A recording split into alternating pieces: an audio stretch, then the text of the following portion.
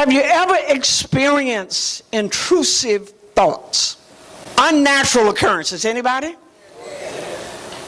Elevated spiritual warfare, anybody? I mean, you've been in warfare for the last year, 2, 3, elevated spiritual warfare. You're fighting laying down, you're fighting waking up, you're fighting in the middle of the night, you're fighting in church. Can I get an amen? So we have to wage war, and you have to know how to wage war. Anybody experience reoccurring thoughts? The enemy just bombards you with the same thought over and over and over. You'll never get married, you'll never get married, you'll never get married. Nobody wants you, nobody wants you, nobody wants you. You're getting older, you're getting older. Your biological clock is ticking. You'll never get out of debt. Bombarding you with thoughts over and over. Anybody had those thoughts that just attacked you out of nowhere? That's probably cancer. You'll probably have a heart attack. You may have a stroke. You may not wake up in the morning. Fears of death. Somebody you love the most, they won't be here and you will need them. The good news is it's only for a season. The bad news is it's a dreadful place. Nobody wants to be in that place. Have you ever been in that place that nobody's bothering you but you? Am I speaking to anybody? The hardest battle you've ever had to fight is the battlefield of the mind, when nobody's messing with you but you. You can't get yourself to leave you alone. That's a dreadful place. The best news is God's with you in that place. He was there all the time. He was watching over you. There was an angelic presence. He was trying to speak to you through the word. He was testing you, saying, come through that fire. You won't drown in that flood. You're going to make it to the other side. It's only for a season. He was there. He is there. That's the best news. Let's look at Genesis, the 28th chapter. I am with you and will watch over you wherever you go. I will bring you back to this land. I will not leave you until I have done what I promised you. Any promises from the Lord?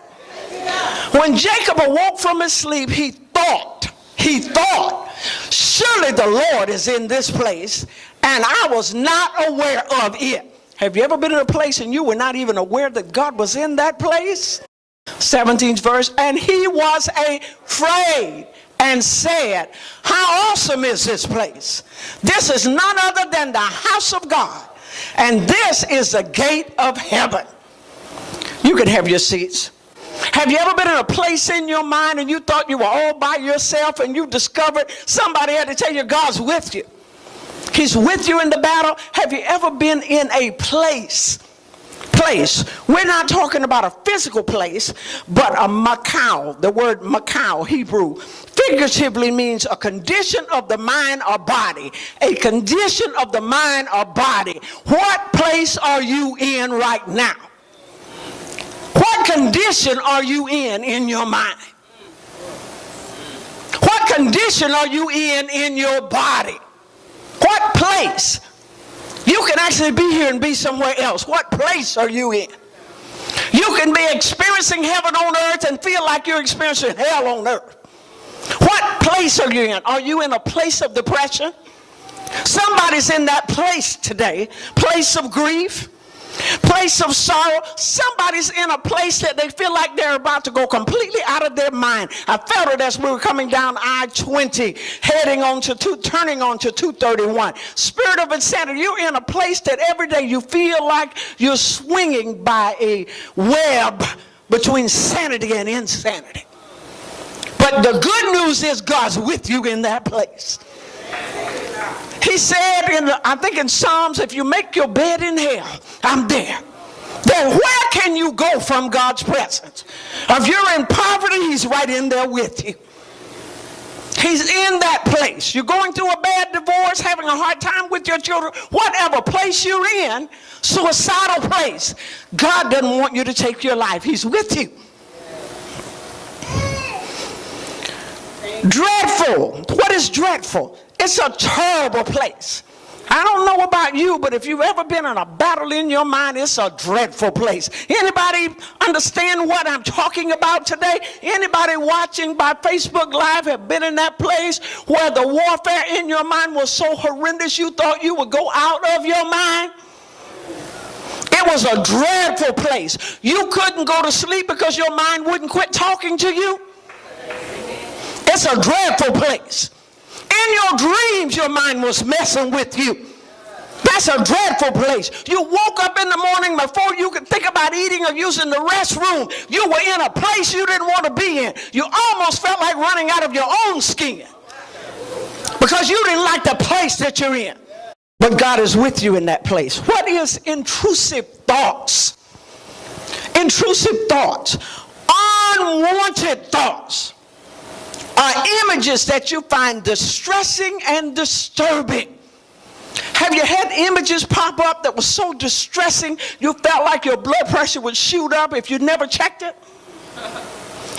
Disturbing images, you closed your eyes and the images didn't disappear? I know I'm preaching to somebody today. Intrusive thoughts. They are the mass intruders. They showed up without an invitation. Showed up without your permission. You rebuked them. You started singing. You said, I bind them, and they still would not leave. Unlike the devil, if you resist him, he will flee. You resisted them, and they refused to go away. Yes. Amen. They can result in, intrusive thoughts can result in compulsions. Compulsions, cracking your knuckles. Compulsions, rocking. You ever notice somebody's just rocking and you don't even notice you're rocking? Compulsions. You're trying to self-soothe, so you're rubbing your leg. It's a compulsion to calm yourself. Compulsions. I'm going to be all right. I'll be fine. I wrapped my arm around myself and I told myself, I'll be all right. You're going to be all right. It's going to be fine. You're going to be all right. It's your compulsion, your way of coping. Things you do to cope with unwanted thoughts. What are those things? Those aren't necessarily bad things unless you're inebriated. Unless you're popping pills and you're smoking dope, or you decide that you're going to be a sex addict just because you don't want to be alone or don't want to face the fact of being alone. You ever gone somewhere and there's a television on in every room and nobody home but you?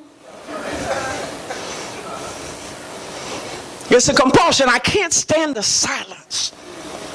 The quietness. When is the last time you turned everything off and you were alone with just your thoughts?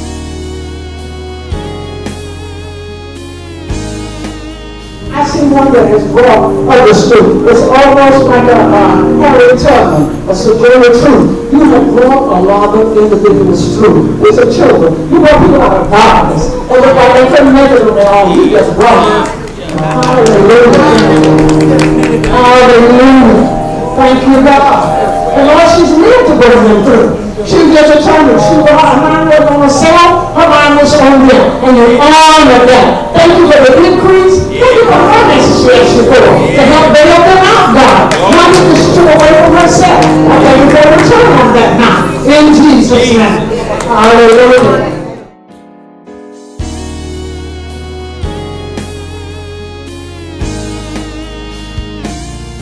The women's conference, it was another take. Like, you really just don't know what people go through, and you don't know their journey, because it was journey on to everything, journey on. So you don't know their journey. So just listening to these women's story, and I've never seen Pastor Vern in the atmosphere either. So just heard, like, I went to a mentoring group on the boat, which is exciting. So it's just another air. So I'm definitely going to, the one in Atlanta. I'm excited to go to Atlanta, and then I'm going to the next one as well, because I think we're going back on the boat, and I'm excited. So I'm going to continue to go.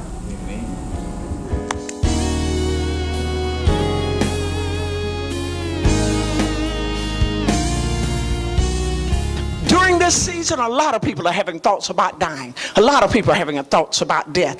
'Tis the season. It has nothing to do with you. It's the season. If you stop taking it personally, you can get over it.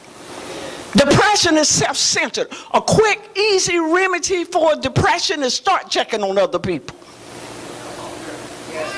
Start witnessing other people. Start helping other people. Pick up somebody else's children. You're too busy to be depressed. You don't believe me? Borrow somebody's child.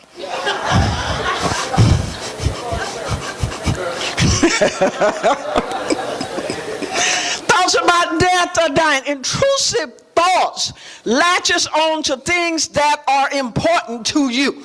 They look for things that are important to you. What is going to happen to me? A pastor said to me, I don't know how many years ago now, she said she had waited so many years to get married, and when she finally got married at age 55, she said every morning that she got up and she was brushing her teeth and combing her hair, she would look at her husband in the bed and she would imagine his funeral, and imagine what she would put on the obituary, and imagine who would be the pallbearers, and imagine the flowers. She would catch herself imagining him dying until she would look over in the bed and feel like he's probably not breathing. Oh my God, grab her chest. I don't think I'll be all right if I go over there and he's not breathing. You're talking about intrusive thoughts. It latched on to somebody that was important to her. I waited all this time, and the root of it was abandonment issues. From a little girl, everybody that I loved and needed the most died. There's always a root. If you can't find the root, you won't change the fruit. Everybody that was close to her. In fact, she woke up one morning, I think, in the bed with her mother who had passed. So finally, her remedy was going to a therapist because she was about to drive herself to a nervous breakdown with intrusive thoughts. What am I going to do? Have you ever worried so about holding your job and they never even threatened to fire you until you can't even go to work? Because you're now having a panic attack. What if they fire me? Oh, somebody's there in that place. Intrusive thoughts. You can have several uninvited thoughts, but the one thing that sticks out is the ones that go against your core values. Kill yourself. You don't believe that if I commit suicide, I probably won't go to heaven. So the enemy brings that thought to go against your core values. Just kill yourself. Nobody wants you. Nobody will miss you. No one loves you. Now, it may show up, but you don't have to fix breakfast. The thought may show up, but you don't have to cook dinner and invite it to stay. You have to fight tearing down strongholds. You have to fight. The weapon of our warfare is not carnal. You've got to fight against that thought instead of watering the thought, entertaining the thought. Do not throw fuel on the fire. How do you throw fuel on the fire? Well, I wonder who my next husband will be. If he's going to pass, so you start shopping around just so when he's gone, I won't be by myself. Let me look and see who might be available. Touch somebody and say, grab that thought and throw it out.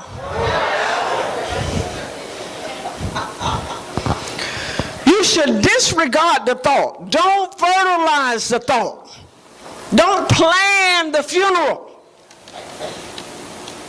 If you're not careful, you'll sit and keep entertaining one thought after another until finally you're already into a place that God had never intended for you to go. And can I be honest with you? Even the devil didn't think of it. He's taking notes off your thoughts. He looked down and said, that's a good one. Don't start a narrative in your brain. What you do with intrusive thoughts determines whether they produce anxiety or distressing images. What you do with them determines whether they produce anxiety or distressing images. What do you do with intrusive thoughts? You had a thought, she don't want you anyway. So you start saying, I don't like you no way.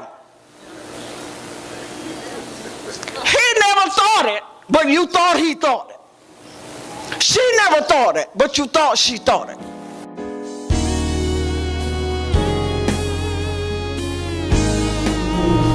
Thank you for the increase, the harvest that's coming out of their lives. The burden that's been upon their hearts concerning them and concerning their own health. Turn every concern that Freya and Ruthie, I hear her saying, I don't want to be concerned about our health. When we go back to the doctor, I want the blood work to change. I want a good report. Lord, we covenant with her.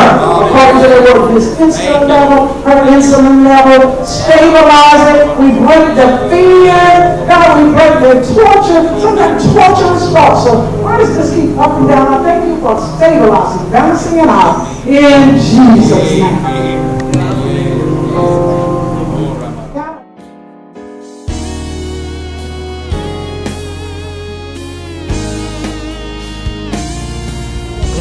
Hello, everyone. I've been on several cruises and land, and I have to echo something that Dee Dee said. It's to hear the speakers share at a level that they may not share from a pulpit or in their home church. It's painful for them, you can tell, sometimes telling their story, and it's painful for me sometimes because so many times it's different women, but pieces of me seem to always be in some of their stories. And I remember one cruise specifically that I had to deal with something, and I went up on deck and I composed a letter to a person that had abused me as a child, and it was just catharsis. It was something to be able to let go. The person is deceased, so I couldn't talk to him individually, but it was so healing the whole person. It seems every time I think I'm whole and I find out that I'm still journeying and that I have a lot of healing to do. And even though sometimes it's the same people speaking, and you might say, well, I've heard them before, please don't believe you've heard them before, because even sometimes when they're talking about the same thing, again, it's almost like they're journeying, they're dealing with it again, and they're getting new insights into it, and as they get new insights into it, I get new insights into it, and it is just a healing, a very rewarding experience, and oh yes, the fun. The bonding with the ladies. I've had different roommates almost every time I've gone, and that has been just an awesome experience. So I want to encourage you to, I understand friendships, but maybe venture out and have a different roommate, because that is in itself very rewarding to get to know somebody differently, to get to bond with someone differently, and to hear a little bit about their story that they may not say in this session. So thank you for continuing, and I also will be in Atlanta, and definitely if we're going back on the ship.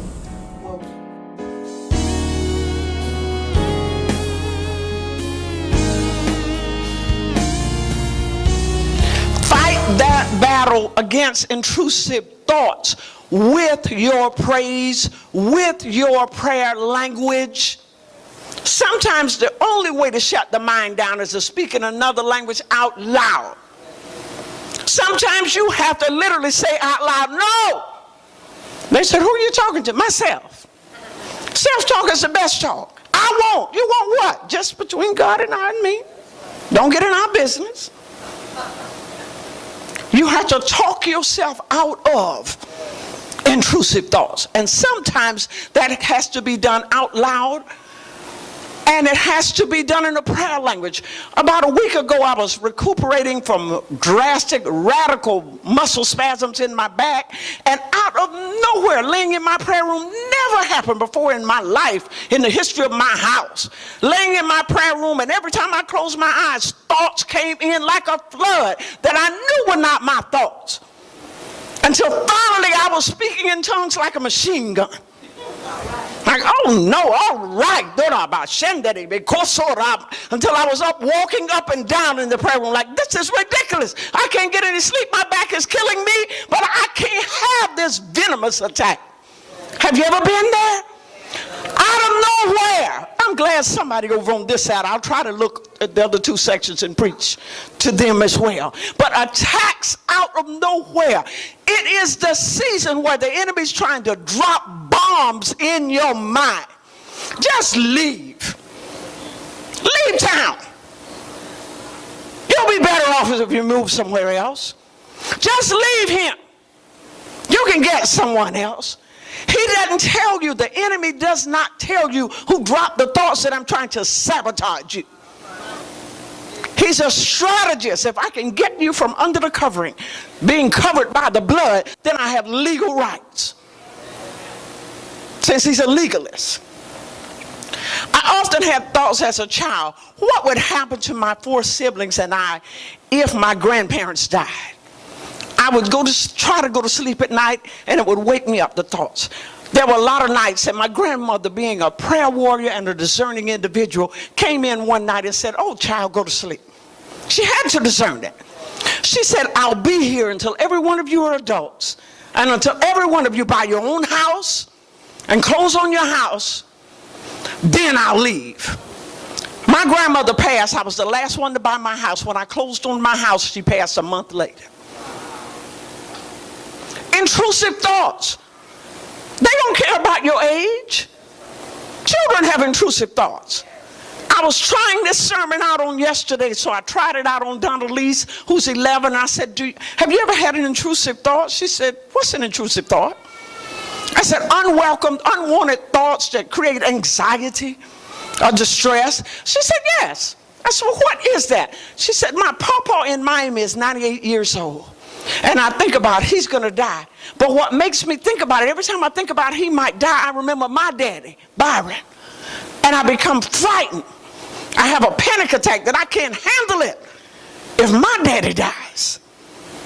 Her daddy sitting right next to her said, you can handle it. She said, no, Daddy, I can't.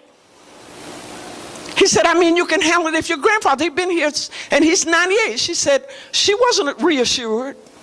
She said, no, I don't think I can handle it. And this is the other thing, Dad. She hit the core. Every time I watch you lifting weights, I'm afraid you're going to break something and that's going to kill you. The enemy will target children. 2 weeks ago, I had little Lindsay with me for the first time in his life, spent the night overnight against his mom and dad, away from his mom and dad. He woke up in the middle of the night and said, Gran, I want to go home. I'm that kind of gran. I don't care if you're in Europe, we going home. And somebody coming to get you, or they won't have any rest. He looked at me, I said, if you want to go home, Gran will be bringing you home. They both said, no, they won't. I said, yes, she will. 3 a.m. he woke up and said, Gran, I want to go home. I said, hold on a minute. I dialed Daddy. I dialed Deborah, and she picked up. He said, Mommy, I want to come home. She woke up Lindsay. Lindsay said, buddy, I told you. Little Lindsay went right on with the dialogue, but Dad, and they laughed and started talking a while till finally his daddy cracked him up, so little Lindsay reached over and hit the end button and started laughing. I said, you hung up on your daddy. That's funny. I needed to hang up on him.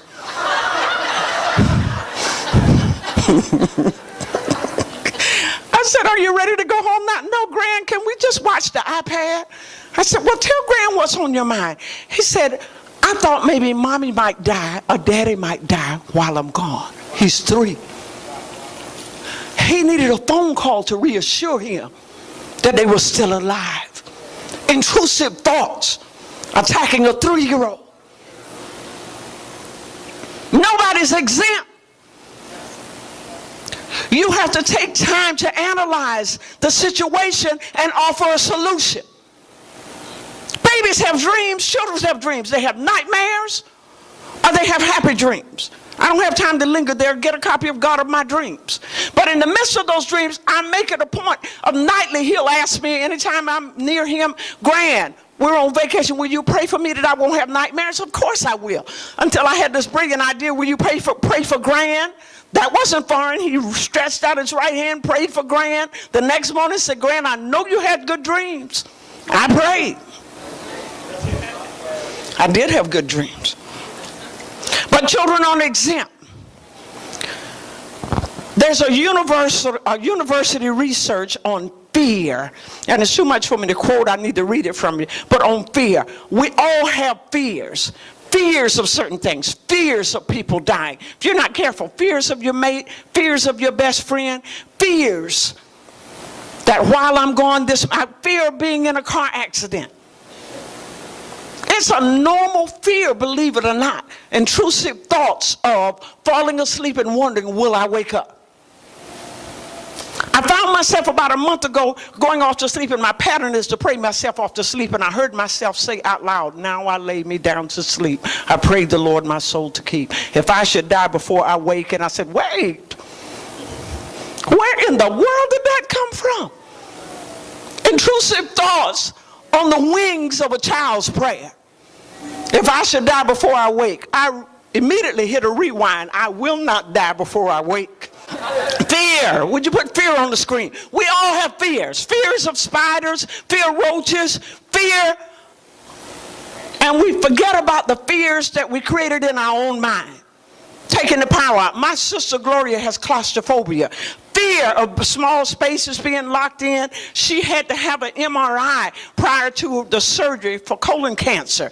And the doctor told her she had to have it that Friday because he was doing, that Thursday she had to have the surgery that Friday. They forgot to give her anything to calm her down, and they forgot to schedule her for an open MRI. She went there, and when she noticed it was closed off, the fear of cancer was stronger than the fear of claustrophobia.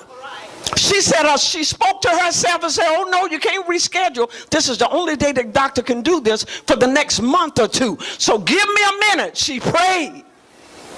She sang out loud to herself and said, now go for it. And she was able to have that MRI.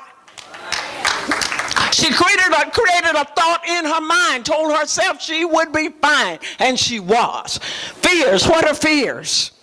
Distressing emotion aroused by impending danger, evil, pain, etc., whether the threat is real or imagined. Sometimes you just simply imagined it. You imagined you were going to be in a car accident and caused one. Be careful with your imagination.